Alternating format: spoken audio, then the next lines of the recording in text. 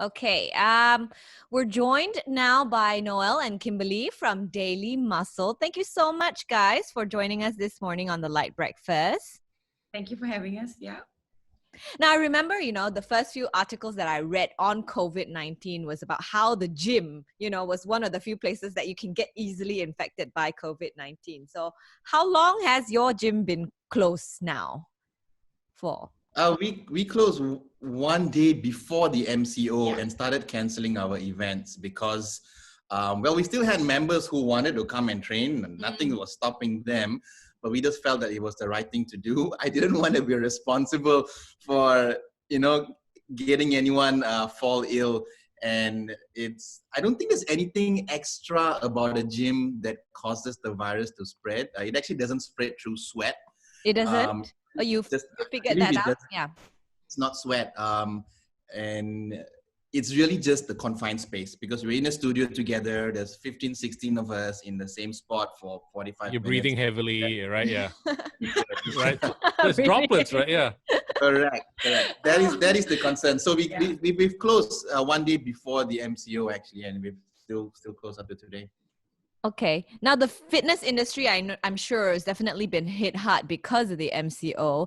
But you actually both of you found a way out of that. So tell us about your online classes. Yeah, so we are currently running virtual group classes, and we use Zoom, similar to a platform like this. And we have actually been using Zoom to do coaching for quite a while already, but never just to run a class. So we have had people coming in to train with us, to do nutrition consults from other countries. And we've always wanted to figure out a way how we could bring people together. So when we realized that, okay, we have to close the gym, and the gym is for us, it's a monthly subscription. That's how our cash flow comes. So we were like, we can't stop members. We can't stop delivering the service. And to be honest, people come to us. I was just talking to my team the other day and made them realize that, it's almost a month now that the gym has been closed, but people are still doing okay. So they can still getting their workouts done. They're still seeing each other. So what was important is actually just being able to get together, just like this, see each other face to face, set some time aside and to train.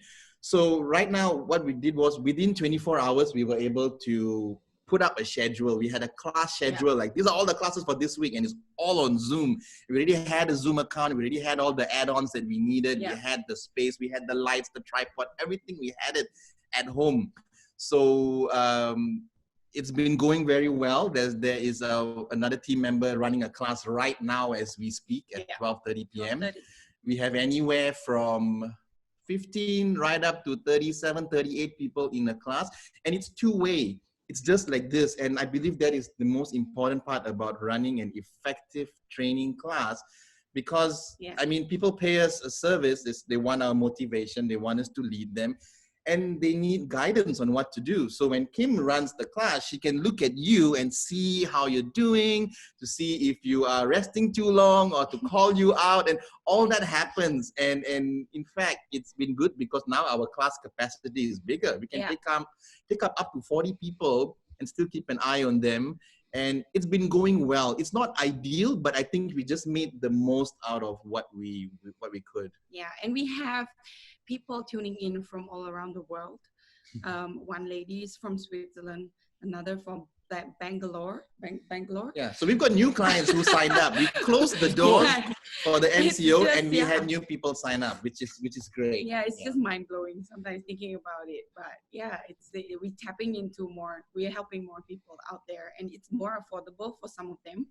Because a lady sent me an email saying that doing a class in Switzerland is expensive and it's far away for them. So for her to get into the car, drive, and go to a class, it's so much work, and financially there, it's expensive.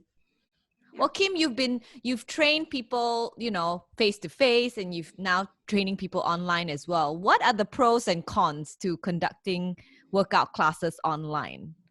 What are some of the good bits about it? What are the not so good? Yeah.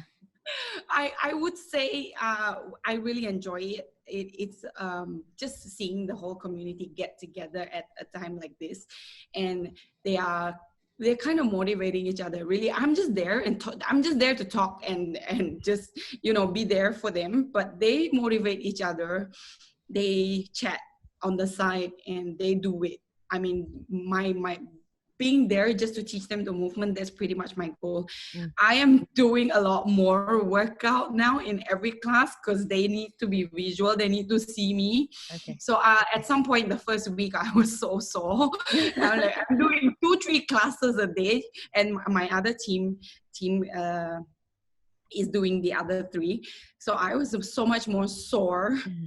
Sorer is my word. It's a lot of, it's hard work. It's hard work. And there's a lot of things to look out for, and then it really comes boiling down to how we cue them so that they understand. We touch ourselves so that they know where they're feeling in the body, and it's just we just have to be on top of our game, the coaches, just so that they understand what they need to do and where they need to feel it and how much they need to work on that day.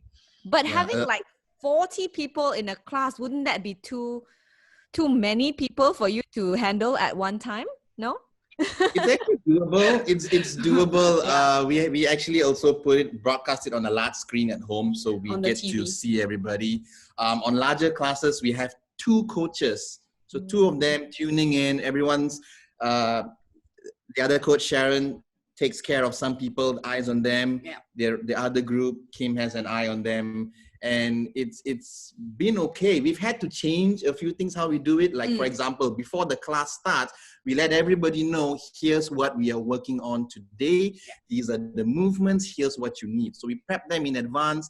So people come prepared. They write it on their paper. Some of them write it on their walls. The night before we do that. The night before. So we've had to change a few things that we do. So definitely, I think one of the benefits is that we can take up to 40 people per class. We haven't been able to do that because we are no longer confined by space. But the downside is that, teaching has to be different because it's mostly just visual and people can hear. You can't touch them. You can't go close to them to correct. So how they communicate is very, very important. And it's 2 ways. So she will show a movement, she will come, she will look at everybody, she'll any questions, so the classes also tend to go on a little bit longer. But I think it's been fun. It's been a learning experience for us. Initially, we were kind of scared because, what if, a lot of people don't like to train at home. They're like, this is my space. I don't want to work out at home. Right? So we were worried about that. We were also worried that people may feel that, it's not going to be as good as going to the gym. And I think our goal for all our members during this season is, look, you're not going to be a bodybuilder in this next 1 month. You're not going to lose 20 kgs over the next month. Our goal right now during the MCO is to let's get you staying active, move more, give you something to look forward to every day. Give us something to do also because, now she wakes up early in the morning, she goes to bed, she's got a routine. It's just like we're going to work. It's like life as usual. So we wanted to maintain that for people. And I think it's been going well. We've had people bring their kids, their spouses to join us. And we've got their pets joining us. We've got it's been really, really good and different. And I also think that we love how this is going.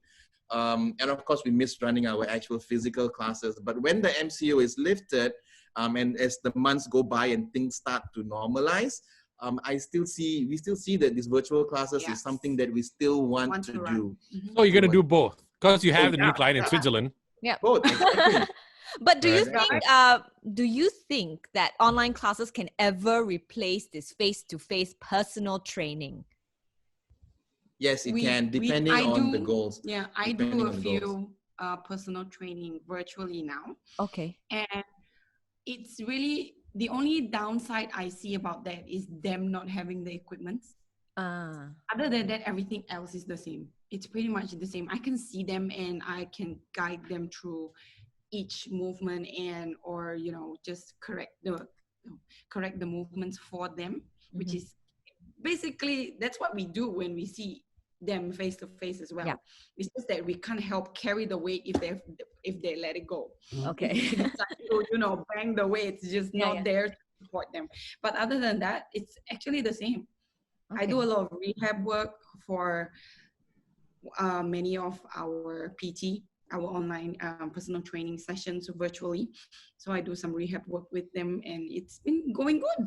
Yeah, it's good. Yeah. It's good for them too, as in, like, for example, we can record our PT session, and they have access to the video, and they have all these files. So, like, all the classes that we've been running from the start of the MCO, there's been at least 50 or almost 60 over classes that we have run since the start of the MCO. It's all recorded and available to all our members. So we have members who are still working, and they are like, I can't make the 6:30 p.m. class. So they, at 9 p.m. when they're ready, they play the recording and they follow along. They follow along. So I think there's pros and cons. And not everyone is going to be receptive to it. Some people just cannot accept the fact that I have to look at my trainer through my phone now. It's just a bit of getting used to, but most of them have adapted pretty all right. How about you as a trainer? Have you adapted? Like, do you feel that this is the way to go moving forward? I think it is.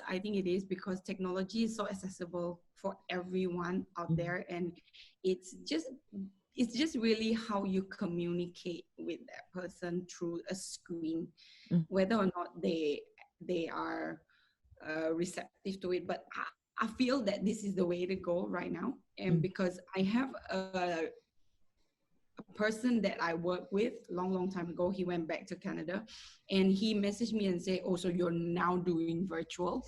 Like, I tried Skyping you to do the workout many years ago, and there's always something wrong with Skype. But now you're doing Zoom, and you can do this for me. And he's like, I'm going to maybe find a time, but for him, his time zone is the opposite. So it has never really came on. Yeah. I think it definitely is the way to go. And I used to tell a lot of my trainer friends from other gyms that, hey, you guys got to go do video. You got to be online. You got to brush up your Instagram profile. People have to know that you're a trainer. I'm telling people all this while, and they don't want to do it, but now they all have to do it. Yeah. So it's been good to see that every gym out there is present online. It's great. It's like the gyms have been let loose. And every time you're on Instagram, there's some workout happening somewhere. So I think there's already so much good that has come out of this. And people are finally seeing all the trainers and all what people are doing and all the options and the variety of things that you can do at home. So this season has definitely changed everything. Things will never go back to normal again. If any gym out there stops their virtual classes, I don't even know why they would do that. Yeah. So let's say that you're used to this virtual classes, online classes. Will you then close your gym, like the brick and mortar gym? No, we won't. Recommend for all gyms to be closed and everyone just do their workout from home? Because people have different goals. Some people actually need the equipment and they need to progress. So that's why now during the MCO, as in, like, we have members who are already losing weight and losing body fat because they're training like 7 days a week. Last time, very busy, can only train 3 times. Now can do 2 classes a day sometimes. So it's been working well, but eventually, depending on their goals, many will need access to equipment again. And, we've got a lot of facilities and I think face-to-face communication in person is still important. It's a huge part of a healthy gym community as well. So this won't replace, but it will certainly complement. I see a lot of our members in the future moving forward that they will have their gym membership and they come and train maybe twice a week, but they also do 2 classes virtually. So we're going to have new membership packages, new add-ons, and we can sign people up from anywhere in the world. Because that's the new norm. We have to adapt business-wise as well. And it's new revenue, new streams of revenue right now, right?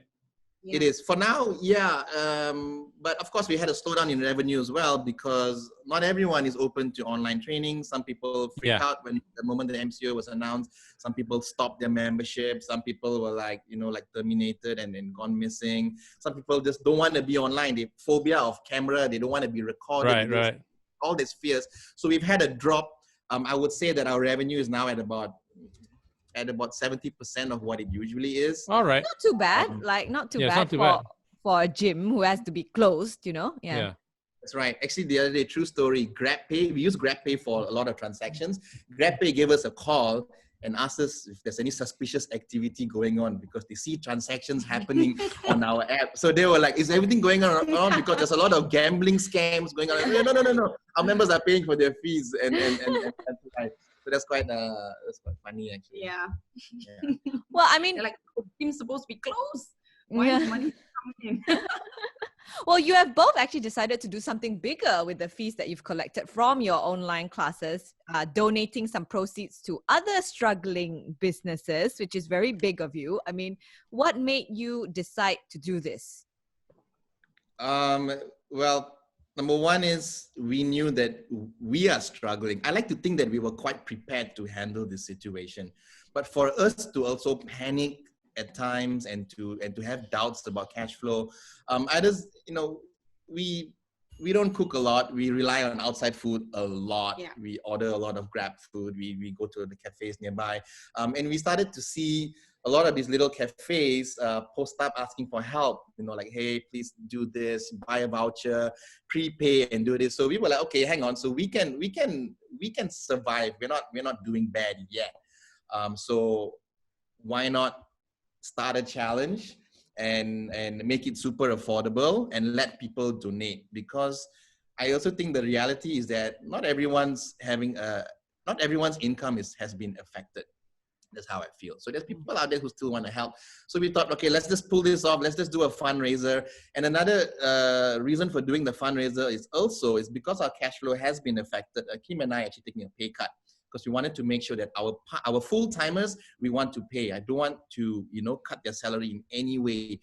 We also wanted to pay our cleaner because all her other employers have like nothing to clean, so they're not going to pay. So we just wanted to still pay her as if she was cleaning. But the only people who would be affected were our part-time coaches. So we have a big team. There's almost 15 of us all together, but the part-time coaches who teach a few classes every day, they're not going to get the income because there's no more classes to teach, and not everyone is teaching the virtual classes. So the fundraiser was, number one, designed to help other businesses. Number two, 25% of everything that we raised with the fundraiser, I was going to channel it to the team. We'll divide it and just kind of give them like an allowance, although they weren't teaching any classes. Because the sad truth is that a lot of part-timers out there who train at gyms have just been stopped. Yeah. It's either been told to stop or said that, okay, you do online classes for us, go on Instagram and go live, but they don't get paid. So we wanted to make sure we didn't do that. So it's twofold: help local businesses and to help ourselves so that we have cash to pay our part-timers. And I set a pathetic goal of raising 5,000 ringgit. And I said, okay, up to this weekend. And the last we checked, as of yesterday, people are still donating. We've got almost 13,000 ringgit that we have raised. And we've started purchasing vouchers. And we didn't want to purchase food or send food to people. I made sure that any of these local businesses that I approached, I said that I just want to give you cash and make sure you honor that cash after the MCO. So we've had a lot of cafes coming up with gift vouchers, and we're going to take the gift vouchers and give it away as prizes to the participants who join us in our challenge. So we've had people pay as little, it's a minimum 50 ringgit donation to join us for 1 month of virtual classes. Okay, many people paid 50 ringgit, many people paid 200 ringgit, some people paid up to 1,000 ringgit just to donate. So that's been pretty awesome. Yeah, very generous. We have very generous members with us, so we're very grateful for them. Yeah.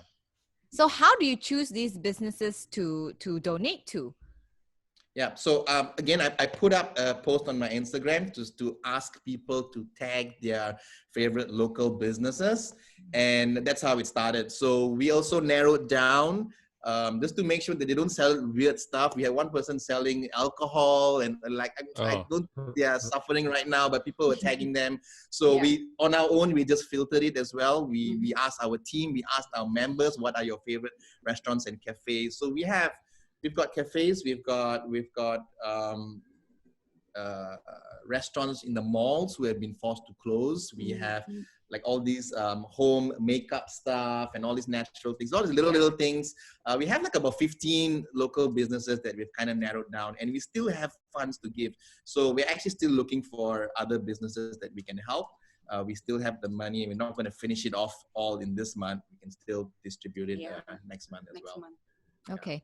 So these businesses, you're not just donating this funds to them. It's more of like they will give you like a voucher, or you will prepay for like some haircuts or whatever before, until after the MCO is lifted, then you can collect these things. Is that right?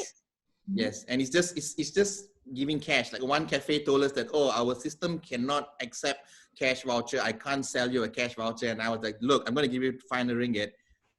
Write me an email and just honor it after the MCO. Can? They're like, okay, can. Yeah. So it's just to help them with the cash flow, basically, correct. right? Yeah. It's just I wanted to give you immediate cash and not buy product, because then what am I going to do with it? Yeah. We wanted to give it away and give them some exposure. So that's how we're doing it.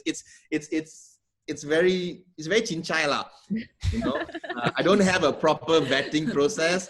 Somebody could come and rip us off also. They could be doing really well. Like, I don't know, but we just wanted to. Is that something that you're looking to get more into, like a vetting process though, if you're going to continue this? Sure, if someone else could do the vetting for me. I don't know how to vet. But we chose a lot of our favorite cafes as well. Right, okay. Owners, and we are part of the TTDI residents group, and we see the restaurants and cafes reaching out for help, and they are like, hey, don't use the food delivery platform because they take 30%. WhatsApp us your orders instead. So we're just on the lookout for all of these cafes that we can help as well. Yeah. Well, when other businesses out there, all SMEs out there are looking for government grants and handouts and all that, are you not worried about your own business? Have you tried to apply for any of these government loans or grants? I have. There's the relief fund where the government is giving a loan. I have applied for that, and I think there's a few things where I think our staff salary gets there's a cash payout for that as well. Subsidy, all the usual stuff we have done. But even from the very beginning, the moment the MCO was announced, I think a lot of people were very hopeful that in 2 weeks' time it will all be over. I told my team that, listen, it's going to be at least 3 months. 3 months. Be prepared to sit at home 3 months. And so we took very drastic measures. We cut every expense. Cut our salaries, we cut expenses, we cut a lot of online tools and software and so many unnecessary things. I think we realized that we were paying for subscriptions, cut only to what we need to pay. So yes, we are cautious as well, but I think we are kind of prepared to at least survive for another 3 months of no cash flow. But the good thing is we have some cash flow. So if anything, we can break even and be there. And we've had our members help us a lot. So when this whole thing happened, the first people we approached was not the government. I had other gyms call me and ask, do you know anyone in the government? I'm like, who do I know in the government? Right? Sorry. You know? And like, no. So let me call the Prime Minister, right? Yeah. And we asked our members and we told them that, look, this is how you can help us during this challenging time. Would you like to pay for your membership up front? And we had a lot of them, like at least 10 people who paid up for a whole year. So, and we gave them more. So you pay us for 12 months. When the MCO is over, we are going to take care of you. You're going to be our VIP. We're going to give you free months and this and that. And it's a good deal for those who could afford it. So that kind of buffered things as well. So we had some steps in place to help us overcome this. Yeah. Now, going back to the Heroes at Home, the fundraising campaign, like, can any struggling businesses reach out to you guys for the donation? Are there any criteria that you're looking for? No criteria. I think as long as it's not gambling or alcohol or legal businesses, right? Yeah. I think it's fine. Yeah, I mean, I'm open. I mean, I've been posting many times on my Instagram. Please message me, tell me who needs help. Some people don't even respond to that. I email them. And so, but in other words, to answer your question, Belinda, is that we don't have any criteria. Just write to us and hey, if it looks like you need help, we have some funds that we can help you with. It's not a lot. I don't have like thousands to give them, but just a little something, maybe just to even lift their spirits during this season, because maybe there's no sales at all for whatever they're selling. Sure, here's a few $100 and just all the best. Yeah. What have you learned from this entire experience? Maybe we'll start with Kim. What have you learned from being stuck at home and doing virtual classes? Yeah, to me, I have learned that people can go out of their comfort zone. I think people are receptive, and they need to at some point be adaptive to the situation around them, and they can. It's at some point. At first, I thought to myself, it's going to be hard, but they made it seem like it's okay. We will change. We will move out of our comfort zone. We will come in and log in, even though my house is messy. I just don't on the video lah, but I can still hear you. So it's us really adapting to every situation, and that's I feel not boasting or anything, but I feel athletes are really good at doing that. We adapt to anything that anybody throws at us, and if we just do it, even if we cry behind doors, or hit ourselves behind doors, but when we come out of it, we adapt really fast. Yeah, because if people didn't know, Kimbeley used to be a state swimmer, a national swimmer, and then she was a triathlete as well, our national triathlete, and now she's a personal trainer. And she talk about coming back from a lot of trials and tribulations. You had a horrible accident, remember? Yeah. And she's now back up and strong. Yeah, it's definitely adaptable. Yeah, and the community, everyone plays a part in everything that we do. We have so many people that so supportive of us in what we do, and it's also lifting our spirits up in a way, doing all these that we do right now. Sometimes I think to myself, oh, are they really grateful for what we're doing? And are they going to say thank you, or are they just going to do, just do the class and go? But at some point, every day, I remind myself that they are really grateful for everything that we do for them. Yeah. How about you, Noel? How have you adapted, or what have you learned from this whole experience of MCO and COVID-19? I think for me, it's more one thing I've learned. I've always had a hunch, but this sealed the deal. I knew that people are generous. Our clients, our members are generous. They always believed in us. They always supported us. But to have so many of them come to us when we needed them, that blew me away. So I guess what I'm saying is that one thing I've learned through this is that if you need help, you got to ask for help. You've got to ask for help. And I don't mean ask the government. Of course, the government will help too. But I mean ask the people in your life, ask your clients, ask your customers, because you might just be surprised. Like we were surprised and blown away by the generosity that our clients had, and people that some of them we hardly know. I've had Instagram followers here and there. They come in, they pay, they sign up, and they donate. So to actually see them put their support in action by donating, giving money during this season, I've been blown away, especially now and for me, again, I speak for a lot of my trainer friends in the fitness industry who have lost their chance to make an income. If they would all just, they are going live every single day on their Instagram and on Facebook. If they just put a one-liner in their Facebook post to say, no amount is too small, ringgit is still acceptable, I am certain that they would make at least 50, 100 ringgit per class. Done. So they just need to ask. I think people are shy. People don't know what to do and what to react. So, and I've learned that for me, for myself in the business as well. I don't teach the classes anymore, but as the business needed help and I put it out there that we need help, people have come forward and helped us out. So if you're a struggling business, just ask for help. You'll never know who might come and help you, right? Yeah, put it out there. Because if you never ask, you never know. Correct. That's what he's taught me. Now, let's say MCO is lifted end of this month. Do you think your business, your gym business, will go back to normal straight after? No, because here's the reality. I think everyone's hoping it's going to be normal. It's not. And for us, especially where there's normally 16 people in a class, and we run about 12 classes a day. So we need to cut the numbers.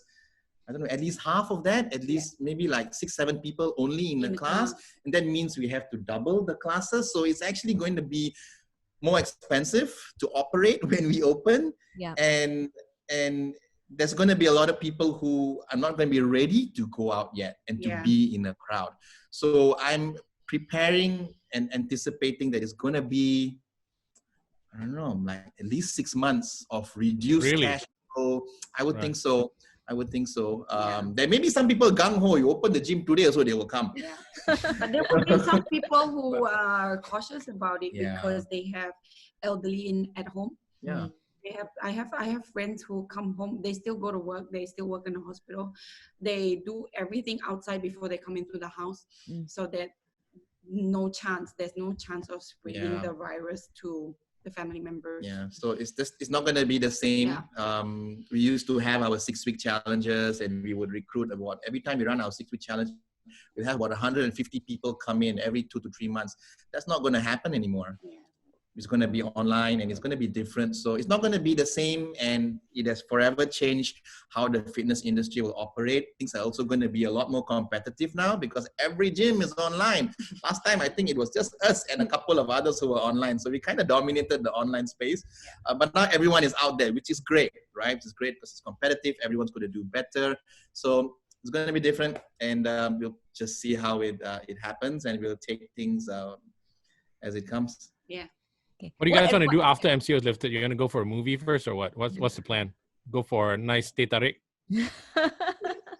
Actually, we haven't planned it. Yeah, we haven't really thought about it, but because you're thinking we're gonna stick it down here for another 2 months, right? Yeah. If anything, I think we'll just bring the dog, our Kiwi the rod, out. Right. Yeah. I think she's gonna go. She's gonna go crazy. Yeah. Dogs under MCO as well. Yeah. So. Yeah, she's stuck in the house. So. Yeah, and she's playing games. We play with her in the house for now, and she's chasing squirrels around. Yeah. Today, a group of monkeys came, and she went berserk. But other than that, I think she needs more of a going out. Yeah. Than But what advice would you give to Malaysians, especially on their fitness at this point in time? I would say that right now is just the time to stay active, take care of your health. Yeah. Because that one you can still control. You can still control making time to move more. And there's many options right now. You can't say that, the gym is closed. Like, no, there's free streaming workouts happening right now. And stay active and just don't eat junk. A lot of people also feel like, oh, if I work out, I have to start eating salads, but how am I going to get some? No, don't worry about it. Just don't eat junk. Just don't eat 12 times a day. Just don't be sleeping every 2 to 3 hours. Just make it such that life still goes on, still have routines, so that after the MCO, when you come out of the MCO, you would either be just as healthy and just as strong, or you will be healthier, stronger, and at a much better headspace to come out there and just to resume things. I think that's what people need to know, and not slump into some sort of depression and think that the world's going to end. And because I feel, to me, being an athlete for so many years, taking care of your body, indirectly, it's taking care of your mental health as well.